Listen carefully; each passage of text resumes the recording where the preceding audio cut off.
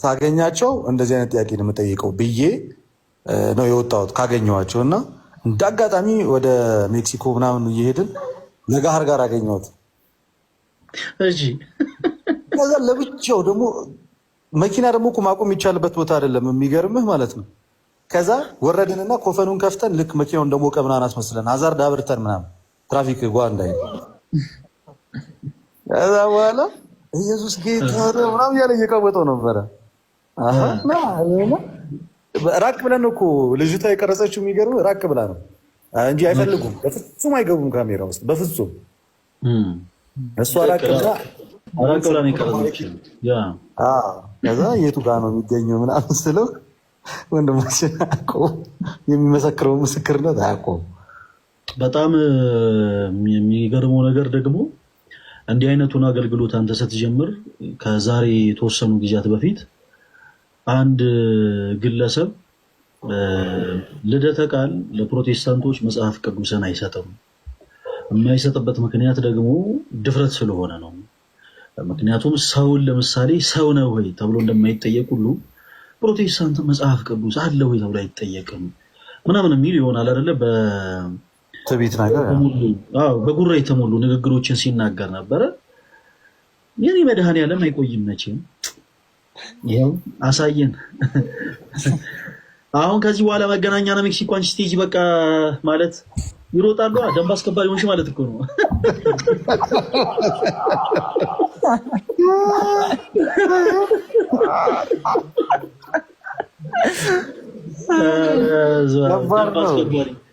የሚጠይቀው መጣ ብለው ላጥ። ኧረ በስመ አብ። አሁን ከዚህ በኋላማ መጨረሻ በቃ ሰው በጣም በቃ ቪዲዮን እያየ ድክም ምን ቢለው በቃ ኮመንቱ ወደ 3000 ሊደርስ ነው ኮመንቱ። ፈለገ የሚገርም በነገራችን ላይ አሁን ይሄ ልክ ይሄ አሁን ልክ በዚህ ታይም ላይ እንዳሳቀን ሁሉ ታስታውሳለህ? ዲያቆን ናቲም አንድ ሰሞን ላይ እጅግ በጣም በቃ እንባ የሚያስወጣ ነገር ኤልያ ደግሞ ቪዲዮ ሰራውለት እኮ ለኤልያ እኮ የት እንደሚገኝ እኮ ልደርሳት ጌታ የማቃት ነው የመሰለኝ ስሟን ሁሉ እንዴ ዲያቆን ናታኔም እኮ ሪፖስት እንትን አደረገው እኮ ስቶሪ ላይ ያስቀመጠው ከኔ ቪዲዮ። ስቶሪ አድርጎ ተይቻለሁ።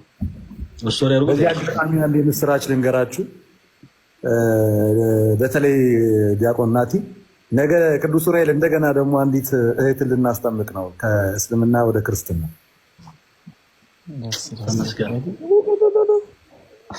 ከእስልምና ወደ ክርስትና የልጅነት አዮናቲ ሲያሳምራዩ ወለደል ይላል። ቀደም ነው መረጃው የደረሰኝ ትላለህ። ማርያምን ነገሩ ዮፍቲ የአንተ ቸርች የተመሰረተችው 19 ስንት አልከኝ? 27 ይላል። 1927 ማን የመሰረታት? አንድ ሱዳናዊ ምናምን ሚሽነሪ ነው ምናምን ይላል። በአፍሪካ የተመሰረተው ማለት ነው። አንድ ሱዳናዊ ሰው 19 ምናምን ላይ መሰረታት። በጣም ደስ ይላል። የጌታ ቤተክርስቲያን ነች። የጌታ ቤተክርስቲያን ለማለት የጌታ ትምህርት ካለው በቂ ነው። ሌላ እንትን የለውም። ስለዚህ የጌታ ቤተክርስቲያን ትባላለች። የጌታ ትምህርት ያለበት የጌታ ቤተክርስቲያን ነው እንጂ የሚባለው ሌላ እንትን የለውም። እኔ ግን የማ ትምህርት ያለበት ምን ያስብላል አልጠየቅኩም። የጠየቅኩት እኔ የጌታ ቤተክርስቲያን ትባላለች ወይስ አትባልም? ትባላለች። እሺ፣ በመጽሐፍ ቅዱሳችን ላይ ጌታ ቤተክርስቲያንን መች እንደመሰረታት ነው የተጻፈልን? በቃ ደሙ ሲፈስ ነው። በቃ በደሙ ነው እግዚአብሔር የመሰረተው ቤተክርስቲያን። ደሙ ሲፈስ ማለት መስቀል ላይ ነው የተመሰረተችው። ያ በመስቀል በሞቱ ነው የተመሰረተችው ቤተክርስቲያን። እሺ፣ በመስቀል በሞቱ ተመስርታለች። ከዛሬ 2017 ዓመት በፊት ቤተክርስቲያን ነበረች ማለት ነው አይደል? በጣም በትክክል ስ ቴንኪዩ፣ እግዚአብሔር ያክብረልኝ። ሱዳናዊ ታዲያ እችን ቤተክርስቲያን የት ቤተክርስቲያን የመሰረተው? ያ አሁን ምንድን ነው በመሀል ላይ ለምሳሌ የነበረው ሙቭመንት ጳውሎስ እስከ ኤፌሲዮን ድረስ ወንጌልን ሰብኮ ነበር። አሁን ግን ሄደን ኤፌሲዮን ኤግዛክት ሎኬሽን ቼክ ብታረግ ሙስሊም ሀገር ናት አይደል? ቱርክ ነው ይባላል። እና አሁን ኤግዛክትሊ ሎኬሽናቸውን በፊት ፕሪች የተደረጉ ቦታዎችን ብታይ የተለያየ ነገር ነው የአካባቢ ያለው ማለት ነው። ስለዚህ በሰዓቱ የነበረው ሪፎርሜሽን በሰዓቱ ያለው ስፒሪቹዋል መነቃቃት አሁን ላይ የለም። ያ ቦታ በተለያየ ሰው እንትን ይላል።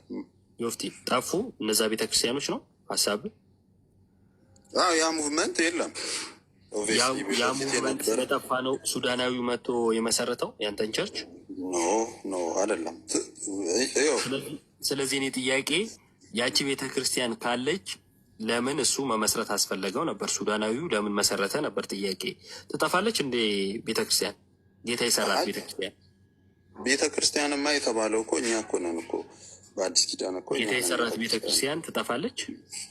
አልጠፋችም። ቤተክርስቲያን በእኛ እምነት ሳይሆን ትጠፋለች። አትጠፋም? ጥያቄ አትጠፋም። እሺ ሰዎቹ አይጠፉም፣ ግን ይህ አዳራሹ ሊፈርስ ይችላል። ኢትስ ኖት ቢግ ዲል። እሺ ማትጠፋ ከሆነ ሱዳናዊው ለምን? እሺ ስለ አዳራሽ አልነበረም ያወራሁት፣ ችግር የለውም። ቤተ ክርስቲያን የማትጠፋ ከሆነ ሱዳናዊው ለምንድን ነው እሱ ያንተን ቸርች የመሰረታት? ባልጠፋችሁ ቤተ ክርስቲያን ውስጥ ለምን አልቀጠለም? ጥያቄ ይሄ ሙቭመንቶች አሉ አንድ የተለያየ አይነት እንትኖች አሉ። ለምሳሌ በእኛ እምነት ውስጥ ሙሉ ወንጌል ምናምን እየተባለ አለ። ያ ማለት ግን የእናንተ ሙቭመንት ምንድን ነው? እሱ ሀሳቡ የእናንተ ሙቭመንት ሀሳቡ ምንድን ነው? ምን ለመቀየር ነው የተነሳ? በቃ በክርስቶስ ላይ የተመሰረተው ነው። እውነተኛውን የእግዚአብሔርን ወንጌል ማስኬድ ነው። በቃ ራን አስቀድሞ አልነበረም ቤተ ክርስቲያኑ ከሐዋርያቱ ወንጌል ሰበካ በኋላ ነበረ። ሱዳናዊው ከመነሳቱ በፊት አንተ የምትላቸው ትምህርቶች የሉም ወይ? አሉ። ከዛ በኋላ ግን አሉ። ለምንድን ነው እሱ ሌላ ቤተ ክርስቲያን መመስረት ያስፈለገው ነበር? ጥያቄ ልትመልሰው አልቻልክም። እሺ ሪፎርመር ተመለስክ። አንዴ ዮፍቲ ሚዩት አድርገውና ከሪፎርመር ጋር አንዴ እንጨርስና ወደ አንተ እንመለሳለን። አዲስ ኪዳን ላይ በማቴዎስ ወንጌል ምዕራፍ 2 ላይ ይናገራል። 70 ሰገሎቹ አልሰገዱም። ኢየሱስ ክርስቶስ ራሱ ስገድልኝ ሲለው የምን አላለም፣ እንዳትሰግድ ነው ያለው።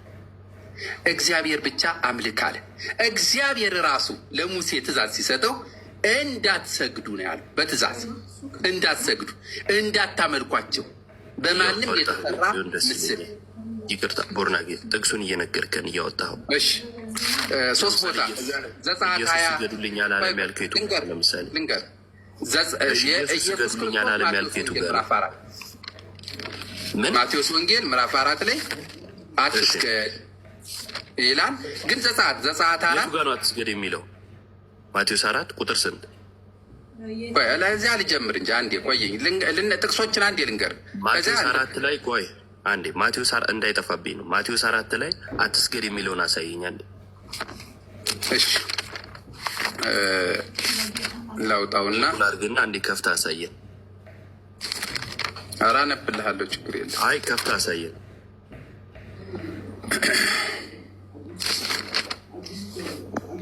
እሺ አውጣው። ምዕራፍ 4 ቁጥር 10 ይኸው ከፍታ አሳየን ብዬ ካሜራ ልኬልሃለሁ። ከፍታ አሳየን። እሺ አትስገድ የሚል ማቴዎስ ላይ አንብቤ ስለማላቅ እኔ ዛሬ ልማር ነው ጋይስ።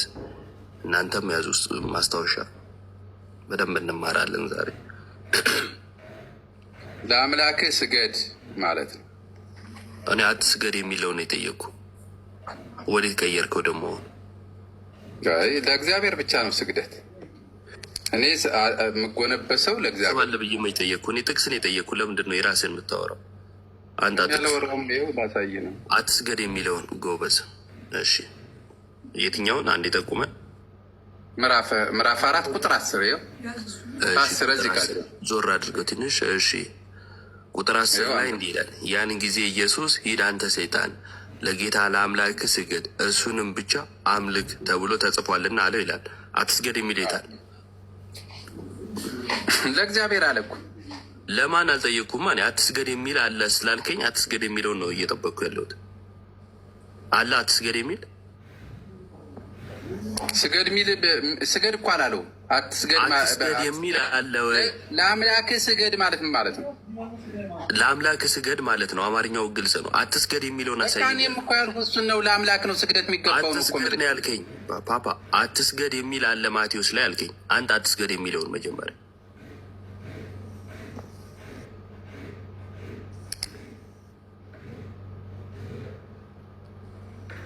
እኔ እየነገርኩህ ነው እንግዲህ የገባኝ መስሎኝ። እኔ በጣም ከምንም በላይ ምንን አምናለሁ መሰለ እዚህ ጋር የምንወያየው ምናምን እያንዳንዱ ነገር ከህሊና በታች ናቸው። ህሊና ካለ ስለሆነ መቀበል የምትችለው ማለት ነው። ሚዩት አድርግ። ሰው ህሊናውን ከሳተ ለህሊናው መታመን ካልቻለ ከንቱ ልፋት ነው። ለእግዚአብሔር ቃል በፍጹም ሊታመን አይችልም። ምክንያቱም እኛ ውስጥ ያለው የሚከሰን ወይንም ደግሞ ለምን የሚለን ትልቁ ነገራችን ህሊናችን። ህሊናን ከሳትክ ለህሊና መታመን ካልቻልክ እኔ እዚህ ጋር ያለው ውይይት ትርጉም አልባ ነው። ለእኔ ትርጉም አልባ ነው። ህሊና ይኑረ መጀመሪያ ለህሊና ታመን። ቅድም ምን አልከኝ? አትስገድ የሚል አለ አልከኝ። አትስገድ የሚለውን አንጣ ብዬ ለእግዚአብሔር ስገድ የሚለውን ታሳየኛለህ? ምን ማለት ነው ይሄ?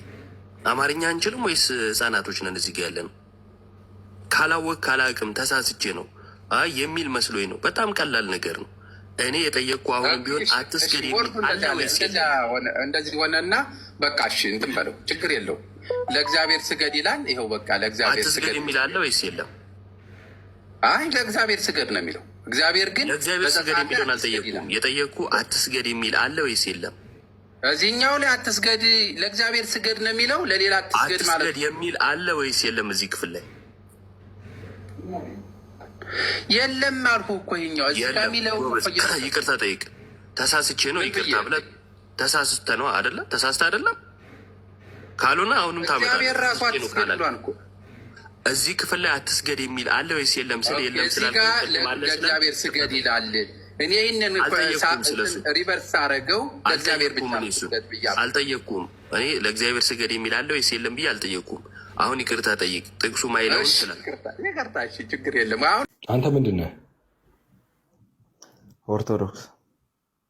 ኦርቶዶክስ ይድናል? አዎ። ኦኬ፣ ኦርቶዶክስ ይድናል፣ ፕሮቴስታንት አይድንም። ትክክል። እሺ፣ ማንቀበለው መጽሐፍ ቅዱሳዊ ትምህርት ምንድን ነው?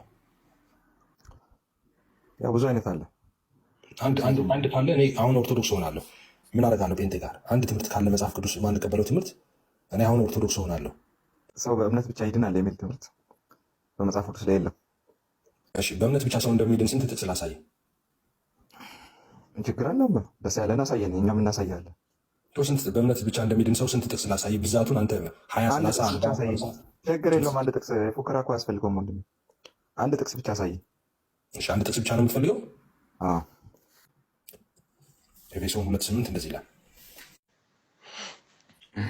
በጌታ ስም ይሄ ነው መብራን። እኔ በታሪክ ውስጥ ምንፍቅና የተልከሰከሰበት ዘመን ይሄ ዘመን ነው።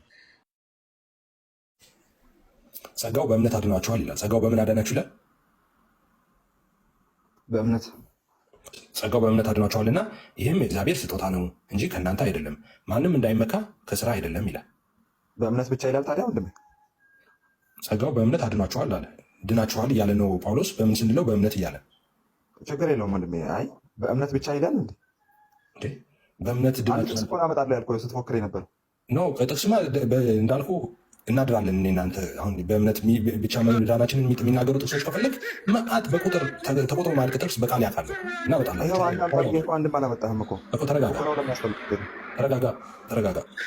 ጸጋው በእምነት አድኗችኋልና አለ። በምንድን ነው የዳነው? በእምነት አድኗችኋልና ይላል። በእምነት ብቻ ይልም። ስለዚህ ብቻ እምነት አያድንም አላልኩም ወንድሜ። በእምነት ብቻ ይዳናል የሚል ጥቅስ አመጣለሁ ነው ያልከኝ። ሌላ ጥቅስ ጨምርልኝ። አመን የተጠመቀ ይድናል አይድንም? ውድቅ አለ። ምንፍቅና በጣም ወደቀ። በጣም መሬት ላይ ነው ርምጥምጥ ያለው። ያመነ የተጠመቀ ይድናል። ሌላ ውስጥ አትግባ። በእምነት ብቻ ምንም አልተለያችሁትም። የማታውቀን ነው ዝም ብለህ ብታወራው። ሰባስነ ጣሰው እዚህ ሰው ጋዲሳ ለምን እኛ ጋር አትመጣም? ጋዲሳ እኔ ሰው በምግብ ብቻ ይኖራል የሚለው ንግግር ልክ አይደለም። ለምንድን ነው ልክ ያለው ነው? ምን ስለሚያስፈልገው? ሰው ለመኖር ብዙ ነገሮች ስለ አየር ያስፈልገዋል። ብዙ ነገር ወደ እግዚአብሔር ቃል ከመጣ ደግሞ በእንጀራ ብቻ ስለማይኖር ብዙ ነገር ያስፈልገዋል። ይሱዬ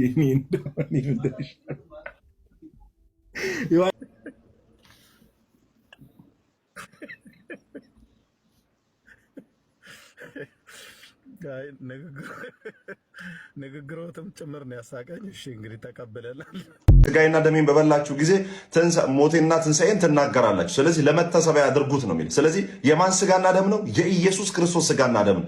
በደንብ 100% እናምናለን። አታምኑም የሚል ሰው ካለ አምጥቶ ማስረጃ እንዲያሳይ እንፈልጋለን። ጥምቀትና የጌታ እራት በወንጌላውያን አማኞች ቤተክርስቲያን ላይ የምናምነው ተምሳሌታዊ የሆነ የክርስቶስ ኢየሱስን ሞትና ትንሣኤ የምናውጅበት የክርስቶስ ኢየሱስን መስቀል የክርስቶስ ኢየሱስን መከራ የጌታን እራት በመውሰድ ሁል ጊዜ በውስጣችን የክርስቶስ ኢየሱስን ፍቅር ክርስቶስ ኢየሱስ እግዚአብሔር ለኛ በልጁ በክርስቶስ ኢየሱስ የሰጠንን ያደረገልንን ነገር ምን እያደረግን እያሰብን መልኩን ሳይሆን እንደ ነብር መልክ ነበራል። ሌላው የነብር መልክ ምን አይነት ነው ካላችሁኝ፣ ዥንጉርጉር ነው። ምን ማለት ነው? ወጥ የሆነ አቋም የለውም። አቋሙ የሚቀያየር ነው። ወጥ ከለር የለውም። ሐሰተኛው ክርስቶስ በጣም ተናጋሪ ነው። ራሱን የብርሃን መልአክ አድርጎ ነው የሚገለጠው። 100,000 አጋንንት ከአክራሪዎቹ ሁሉ ጋር ወደፊት ይቅረቡና ህብስትና ወይን እንዴት የክርስቶስ ስጋና ደም ሊሆኑ ይችላሉ ይበሉ ማለት ይችላል ይላል። አቤት ሉትራኖች ለየት አድርገህ ንገረን። የእኛን ለዩ አላችሁ። ያው ለየው ስለየው ጴንጤዎችን እንደዚህ የሚሉ አባታችሁ ሉተር ከአጋንንት ነው የሚመድበው። ማርቲን ሉተር በመጽሐፍ ቅዱስ ላይ ግልጽ የቅዱስ ቁርባን ትምህርት፣ በአባቶች ግልጽ፣ በማርቲን ሉተር ያው ግልጽ። ጴንጤ ሌላ የሚያስተምረው ትምህርት ስለዚህ ስህተት ነው። ማን ነው ትክክል? እስቲ ሉትራኖች ወይስ ጴንጤዎች? ሉትራኖች ናችሁ ጴንጤዎች ናችሁ? ትክክል። እዚህ ላይ መጽሐፍ ቅዱስ ብቻ ትሉ ሁለታችሁ ማነው ትክክል? መጽሐፍ ቅዱስ ብቻ ብላችኋል። መጽሐፍ ቅዱስ ብቻ ነው መመሪያችን፣ ከሁሉም የሚበልጠው ነው ብላችኋል። ሉትራኖች ናችሁ ትክክል፣ ወይም መካኒስቶችም ጨምር ማለት ነው፣ ወይስ ጴንጤዎች? ማን ነው ትክክል? ክርስትና ከዚህ ምድር አይጠፋም ብለው የተሟገቱ የኦርቶዶክስ ልጆች አሉ፣ ስለ ኢየሱስ የሞቱ በጣም ጀግናዎች። ይሄ ሆዳም ዳቦ የበላ ወንጌልን ትሸጣለ። እግዚአብሔር ይገስጽ። አባቶች ነፍስ ዋጋቸውን ከፍለዋል። እነ ግራኝ መሐመድ ምድሪቷን ሲያምሱ ንገሩ። የትኛው ፕሮቴስታንት ቤተክርስቲያን ነው? እውነቴን እኮ እነዚህ ላሊበላ እኮ በድንጋይ በእጅ እኮ ስለ ዋጋቸውን እዛ ቦታ ላይ የሚበላ ነገር የለም እኮ በእውነት የሚበላ ነገር የለም። ዋጋ ከፍለው ለአምላክ ክብር ቤተክርስቲያን ሰርተዋል። ነገር ግን አንድ ሰው አምኖ ጥምቀት ካልተጠመቀ ይድናል ወይስ አይድንም የሚል ከሆነ ጥያቄው ሰውየው ባመነበት ቅጽበት እንደሚጸድቅ መጽሐፍ ቅዱስ ይነግራል። አለቀ። ባመነበት ቅጽበት እንደሚጸድቅ መጽሐፍ ቅዱስ ይነግራል። እኛ አይደለም ይሄ ነገር መጽሐፍ ቅዱስ ነው። ነገር ግን በመጀመሪያው ክፍለ ዘመን የነበረ አንድ ልምምድ አለ። እሱም በሰዎች ባመኑበት ቅጽበት ይጠመቃል። ለነዛ ሰዎች ጥምቀት፣ ንስሐ፣ የኃጢአት ስርየት ምናምን አብረው የሚመጡ ነገሮች ናቸው። ከዛው ዘመን በኋላ ግን እዛው ሁለተኛው ክፍለ ዘመን ላይ በክርስቶስ ያመኑ ነገር ግን እውነተኛውን መንገድ በደንብ እስኪማሩ ድረስ የማይጠመቁ ሰዎች ነበሩ። ኦኬ፣ በእነ ዮስጢኖስ ሰማዕት ጊዜ እዛው ሁለተኛው ክፍለ ዘመን ላይ፣ ሶስተኛ ክፍለ ዘመን ላይ፣ እዛው አራተኛው ክፍለ ዘመን ላይ እንዲህ አይነት ሰዎች ነበሩ። ኦኬ፣ እነ ፖሊተስ ጭምር የሚነግሩን ነገር አለ። አንድ ሰው ካመነ በኋላ 2 ዓመት እየቆየ ይጠመቃል። ምክንያቱ ምንድነው ሲባል ሰዎች አምነናል ብለው እየመጡ በመጥፎ ኢንቴንሽን በትክክል ሳያምኑ ሲጠመቁ ስለነበረ በትክክል እስኪያምኑ ድረስ እነዚህ ሰዎች አይጠመቁም ነበር። ስለዚህ እነዛ ሰዎች ካመኑበት ሰዓት ጀምሮ እስከሚጠመቁበት ሰዓት ድረስ በቤተ ክርስቲያን እውቅና ስር የነበሩት ሳያምኑ ነው፣ ማነው ሳይድኑ ነው እያላችሁ ከሆነ እናንተ ተወጡት እሱ። ኦኬ። ነገር ግን እነዛ ሰዎች ወስነው አምነው ለመጠመቅ ወስነው ትክክለኛውን ትምህርት እየተማሩ እዛ ውስጥ ካሉ አልዳኑም እንድትሉ ማን መብቱን ሰጣችሁ? ወደ እናንተ እንመለስ። እኔ ዛሬ በኦርቶዶክስ የትኛውም ትምህርት አምኛለሁ፣ ስለዚህ በትክክል ተምሬ ቄደር መጠመቅ እፈልጋለሁ ብላችሁ አምኛለሁ ካልኩበት ንስሐ ገብቻለሁ ካልኩበት ጊዜ ጀምሮ እስከምጠመቅበት ሰዓት እናንተ አስተምራችሁኝ እስከምጠመቅበት ሰዓት ድረስ ድኗል ነው አልዳንም የምትሉት? ስለዚህ አንድ ሰው በእምነት ነው የሚጸድቀው። ምን መጽሐፍ ቅዱስ ነው የሚለው ይሄን ሰው ያለ ሕግ ስራ በእምነት እንዲጸድቅ ታያላችሁ ይላል። ደግሞ ሕግ ስራ ጥምቀት የሕግ ስራ ነው እያልኩኝ አይደለም። ነገር ግን ሰው ያለ ሕግ ስራ በእምነትና በጥምቀት እንዲጸድቅ ታያላችሁ ግን አይደለም። ጽድቅ የሚገኘው በእምነት ብቻና ብቻ ነው። በምንም አይነት ሁኔታ ሰው የሆነ ነገር ጨምሮ ጽድቅ አያገኝም። የኛ የጽድቅ እሳቤ ፎረንሲክ ስለሆነ ማለት ነው። ሀኒቾ ይሄ ላንቺ። ነገር ግን አንድ ሰው አምኜ ጸድቅ ያለውና ጥምቀት አያስፈልገኝም እያለ እየተመላለሰ ከሆነ ጥምቀትን አውርዶ እያሰበ ከሆነ ጥምቀትን ምንም እንትን እንደማይል ነገር እንደማይጠቅም ነገር እያሰበው ከሆነ ይሄኛው ሰውየው የሚያጸድቅ እምነት ራሱ የለውም ብለን ማመን መብታችን። የሚያጸድቅ እምነት የለውም ሰው። ስለዚህ የሞተ እምነት ነው ያለው። ከእግዚአብሔር ጋር ለመተባበር ከጌታ ጋር ለመተባበር ከክርስቶስ ጋር ሞቶ ለመነሳት እግዚአብሔር በጥምቀቱ በኩል የገባውን ፕሮሚስ ሁሉ የራሱ ለማድረግ መጠመቅ ይኖርበታል። ስለዚህ ሰውየው ሲያምን ያመነው እንደው በጥምቀት አያስፈልገኝም አምኜ ድኛለሁ የሚል አይነት የተንሸዋረረ እምነት ከሆነ ትክክል በምንም አይነት ሁኔታ ይሄ ስህተት ነው። ነገር ግን አምኛለሁ ተምሬ ሲጨርስ እጠመቃለሁ በሚል እምነትና ተስፋ ውስጥ ሆኖ ካመነ ባመነበት ቅጽበት ይሄ ሰው ጸድቋል። እኔ እስከማውቀው ድረስ ጥምቀት አያድንም ብሎ ቃሌ ሲወያይ ሰምቼ አላውቅም። ቴሌግራም ላይ እንግዲህ አልነበርኩም፣ ግን ትናንት ይሄ ነው እዚሁ ቲክቶክ ላይ ከእሱ ጋር ተወያይተናል። ከአክሊል ጋር እዚሁ ቲክቶክ ላይ ተወያይተናል። ኦኬ ሶ ጥምቀት እንደዚህ ነው ያልኩት። ጥምቀት የዳነ ሰው ስራ ነው። ያ ማለት ግን ጥምቀትና ከድህነት የሚለያዩ ነገሮች ናቸው ማለት አይደለም። ምክንያቱም ጥምቀትን በተመለከተ የምናነሳው ነገር በሙሉ ወደ ቤተክርስቲያን ከመጨመር ጋር የተገናኘ ነው። አንድ ሰው አምኛለሁ ግን አልጠመቅም ቢል ድኗል ብለን አናስብም። ማንም ድነሃል ብሎ የትኛውን ቤተክርስቲያን ሪኮግኒሽን አይሰጠው። ይሄንን ያወራ ነው ኢንዲቴል ያወራ ነው። ይሄንን ነገር ግን ከእንትና ጋር ነው ከአክሊል ጋር። ሰላም እንዴት አላችሁ ጋይስ? እኔ በጣም ደህና ነኝ ይመስገን አምላክ። ጋይስ ሲሶ ቃሌ ይሄው መጣልኝ። ይሄው እሱ ነው የዝምታ አባራሪ የመዝሙሮቼ ባለቤት እሱ ነው የህኩቶቼ እረኛ የሰላሞቼ እመቤት። አንድ አመት ከምናምን ቤት ኦልሞስት ወደ 2 አመት አካባቢ ሊሆኑ ነው። በዚህ ጊዜ ጥምቀት ያድናል በሚል ርዕስ ተከራክረን ነበረ፣ ተወያይተን ነበረ። ጥምቀት አያድንም እኔ ይዤው አይሆንም የተከራከር ነው እንደዛ ነው። እና ግን አሁን ፈቃደኛ ከሆነ ቃሌ በጠይቀው ደስ ይለኛል። እዚሁ ጥምቀት ላይ አሁን ዛሬ የተናገረው ደግሞ አሁን ከዚህ ቀደም ከተናገረው ይለያል። አሁን ከዚህ ቀደም ጥምቀት ያድናል ብሎ ነበር ሲናገር የሰማሁት፣ አሁን በቅርብ ጊዜ ማለት ነው። ዛሬ ደግሞ ነው የዳነ ሰው ነው የሚጠመቀው እያለ ነው። የዳነ ሰው ነው የሚጠመቀው አለ ማለት ጥምቀቱ ራሱ የሚያድን አይደለም ማለት ነው። ሶስተኛ ጊዜ እየቀየረ ነው ሀሳቡን እንደዛ እያደረገ ከሆነ እና ጊዜ ካለ በጠይቀ ደስ ይለኛል ቃሌ። ሰላም ላንተ ይሁንና ማለት ያልኩትን እንትን አድርጓ። እንዴት ነህ? ሰላም ብያለሁ። አሁን ያልኩትን ድገም ውስጥ አሁን ያልከው የዳነ ሰው ነው የሚጠመቀው። አይ ስትሮማን ነው የሚሰራው ማለት ነው። ለማንኛውም ግን ልድገም። የዳነ ሰው ነው የሚጠመቀው አላልክም ቃሌ? በጌታ ስም ልድገምልህ። እሺ ብለሃል አላልክም? ግን አንዴ ይቅርታ፣ የዳነ ሰው ነው የሚጠመቀው። አሁን ያልኩትን ልድገምልህ። ጭቅጭቅ ካልሆነ የፈለግከው አይ አይደለም ብለሃል አላልክም የሚለውን ንገረኝ። የዳነ ሰው መጠመቅ አለበት ይጠመቃል ምናምን ብለሃል አላልክም? ሰላም ቤቴ ነኝ አንቺ ጨርሰ አየህ ብያለሁ አላልኩም? ራሱ አትልም። ለቀልድ አይደለም የገባሁት ከአንተ ጋር። አሁን በጣም አስፈላጊ መስሎ ስለታየኝ እኮ ነው የገባሁት። ስትጠየቅ በስነ ስርዓት በሉ በቃ መልካም ጊዜ ይሆንላችሁ ትላለህ በጌታ ብይስም። እሺ አዝናለሁ። እንዲህ ነው በቃ አለቀ። የሆነች ነገር ፈልገው ተጨቃጭቀው ማምለጥ ካልሆነ በስተቀር ምንም የሚያዋጣቸው ነገር እንደሌለ ይታወቃል።